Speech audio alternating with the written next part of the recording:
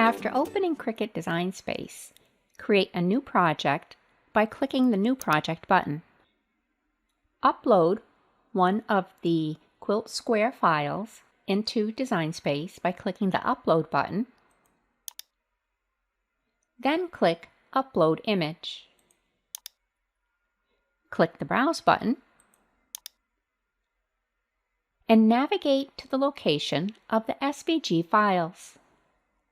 If you look at the file name, you can see the size of the quilt square, as well as the amount of fabric that will be cut when you cut the file. Click to select the file you wish to import, then click the Open button.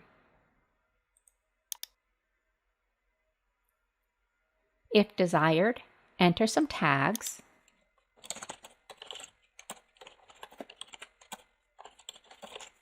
and click the Upload button. Click to select the file you just uploaded, then click the Add to Canvas button. Let's zoom out by clicking the minus sign. I'm just going to drag it over here so we can work. Oh, let's go out one more time. Once we have the artwork in the file, the first thing we want to do is ungroup it with the object selected. So let's click to select it and then click the Ungroup button. This file is all set up to do 4-inch quilt squares, 4-inch half square triangles, and 4-inch quarter square triangles.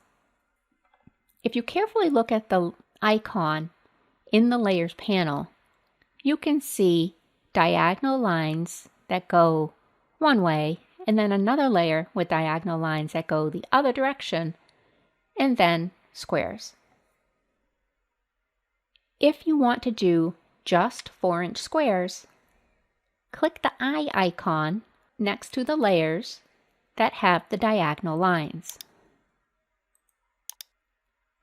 Now this file is ready to send to the mat, so you could simply click Make It.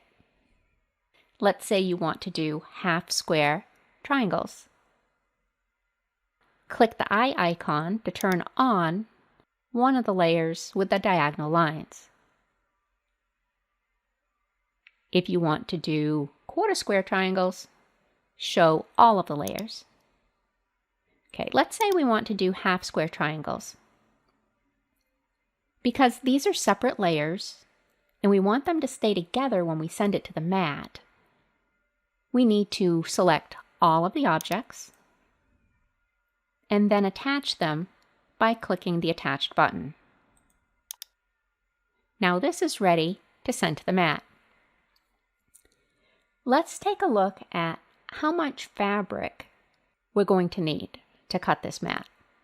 With the objects still selected, you can see the width of all of the vectors are 8 inches and the height is 20 inches. Now let's just click the Make It button.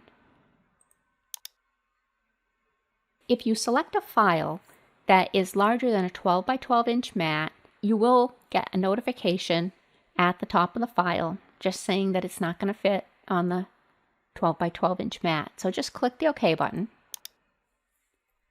And if you look at our triangles, you can see that the first 1/4 inch horizontally and vertically are not used when cutting. You know, Cricut gives us a little leeway for positioning. And if you look over on the right hand side, you can see that the end of the cut is at 8 1/4. So we have a 1/4 inch on this side and a 1/4 inch on this side. So what we want to do is add 1/2 inch to the width of the file, as well as 1/2 inch to the height of the file when we cut our fabric that will go on this mat. To cut multiple mats, Simply set your project copies to the desired amount,